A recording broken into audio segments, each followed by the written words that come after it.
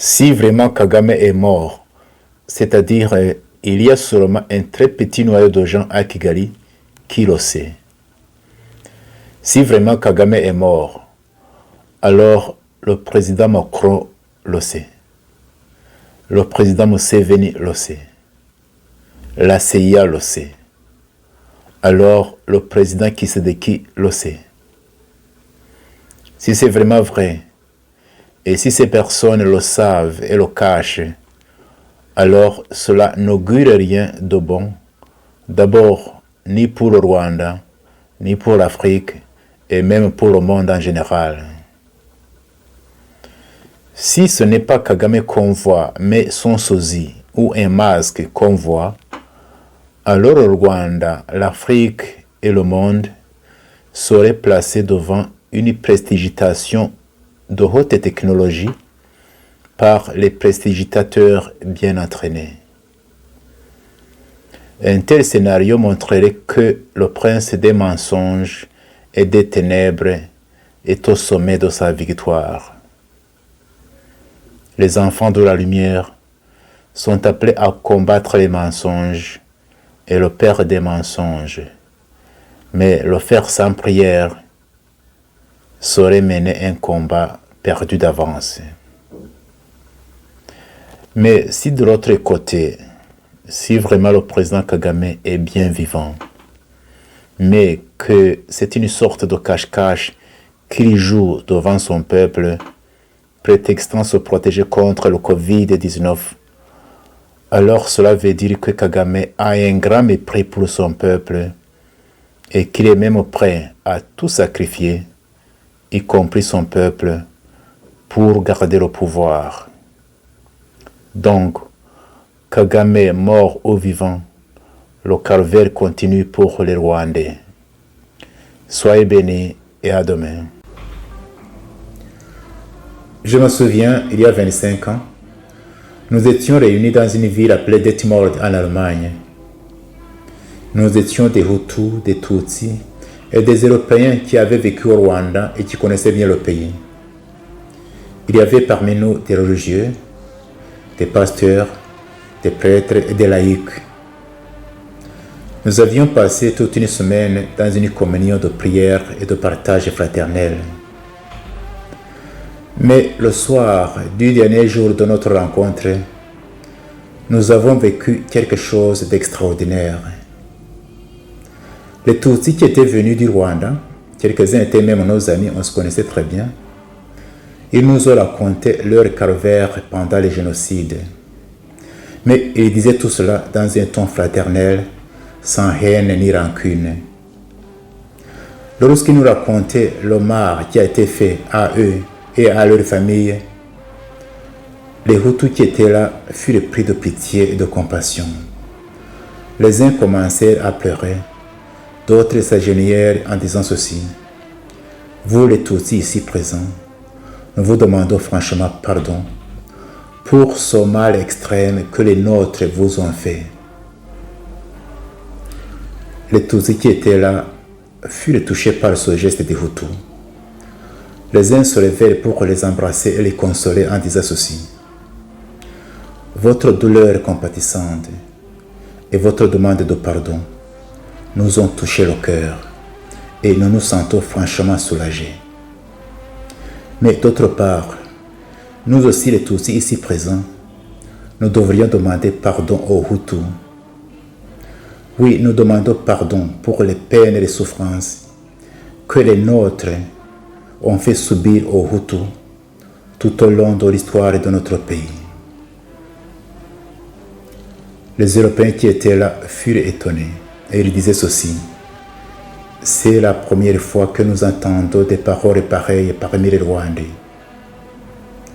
Nous aussi, en tant qu'Européens, nous demandons pardon aux Rwandais parce que nous avons une responsabilité dans les malheurs qui ont frappé les Rwandais. Nous demandons pardon parce que nos pays ont complètement abandonné les Rwandais à leur sort pendant les périodes les plus difficiles de leur histoire. Et enfin, après tout cela, nous nous sommes assis et se fit le silence. Après quelques instants, quelqu'un se leva et rompit le silence en disant ceci.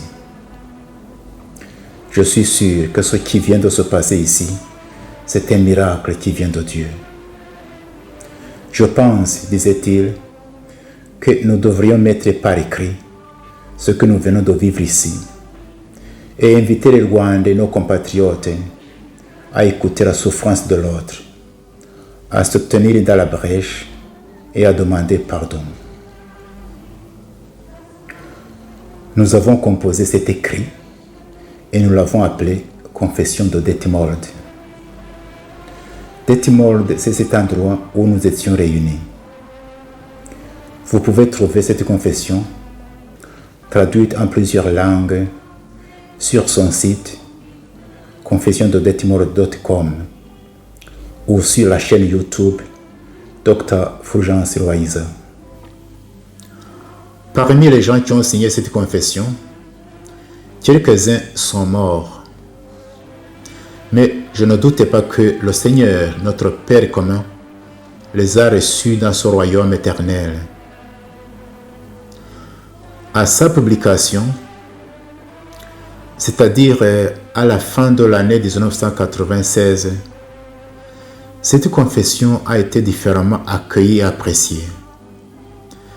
Tandis que beaucoup l'appréciaient hautement et disaient que c'était le seul chemin que les Rwandais devraient emprunter pour arriver à la vraie réconciliation, d'autres s'y opposaient carrément, et parmi ceux-ci on pouvait trouver quelques prêtres et pasteurs.